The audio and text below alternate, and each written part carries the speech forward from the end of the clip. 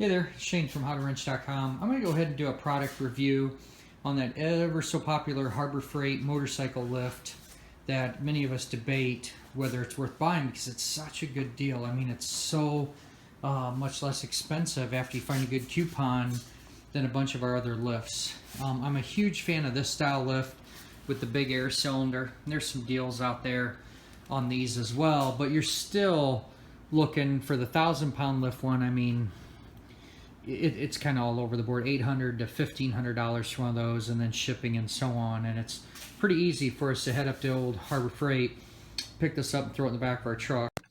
I bought mine for $299 plus tax in March of 2017. You know, I definitely know that with this lift, the only reason I did decide to go with it is I'm going to use it for long-term projects where I'm not going to be moving it up and down all day long. You know, this guy here I can lift up and down in a matter of seconds, so like I said, this is my preferred. Plus I have the ATV extensions on this one and then what I call the chopper extension. Anyway, back to this. I think this is still going to be super handy. It's going to fit well for what I need to do. And we'll take a look at the pieces and parts that comes with. There's the ramp. We've got a removable door, which really is not access to work on the rear tire.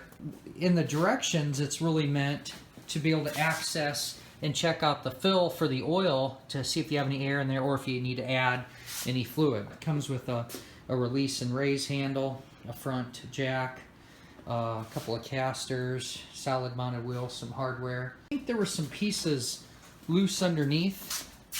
Let's take a look in there. Yep, I think there's the rest of the front clamp once I get it up in the air.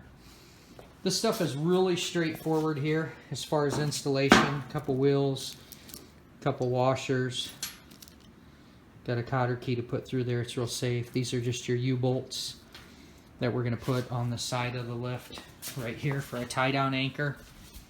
And then our front casters. Really simple. Let's see how this thing goes together.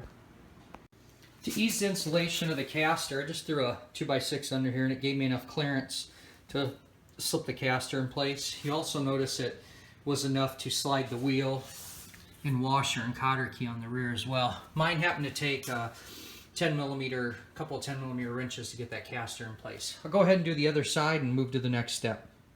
Let's see how many pumps to rise it to full position.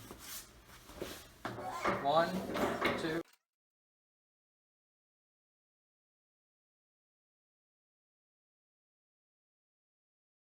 There's a safety bar that can be put in place.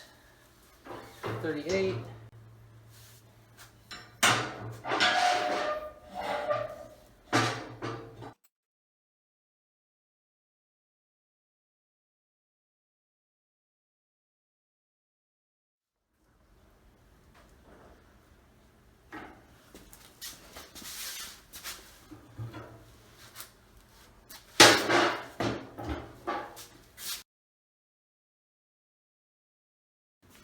Let's get a bike up on here after I get the clamp in place. I grabbed my race bike, which is 2006 R6, thinking this would be one of my long-term projects. And this went up there slick, and I really like how thin and narrow the lift is, so it's going to work really well in my application, my small area. I'm going to throw some tie downs around there. I think I'm going to adjust that clamp up a notch to get it better centered on the common tire that I'll be using. That's a little bit longer than I was expecting too. I'll have to get a length measurement on there as well. Let's go ahead and lift it up now with a motorcycle on it and see if it's the same number of pumps and how smooth it is or how it operates.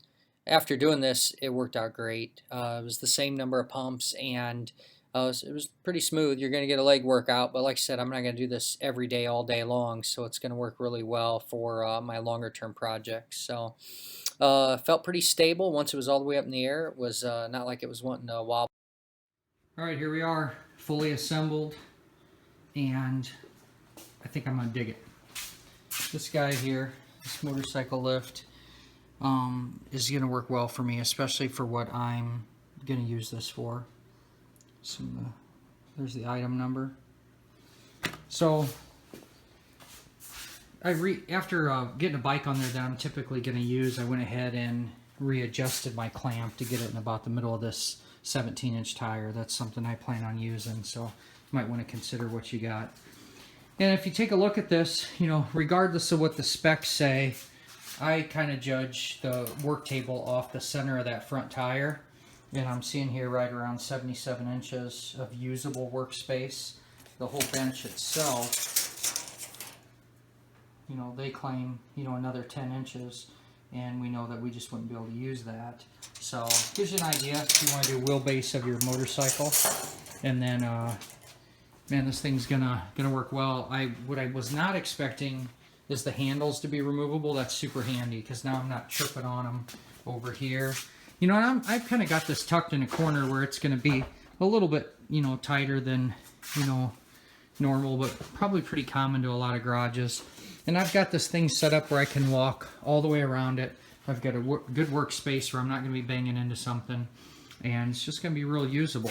But the only thing I'm going to do over here is I'm going to take this handle off, and I'm actually going to use Harbor Freight's idea and put I'll weld a socket on there possibly, or I'll do something to where I can just take this whole handle piece completely off and kind of help this space in here. I could angle this lift as well to give myself a little more room, but there you have it. Harbor Freight motorcycle lift, the 1,000-pound capacity one.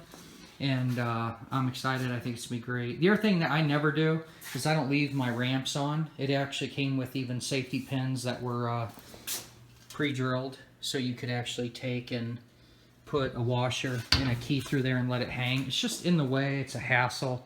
You can see here, even on my other one with my ATV wings, I've always got them tucked over in a corner. Just keep them out of the way. Less of a tripping hazard. So awesome. There is another product review from howtowrench.com.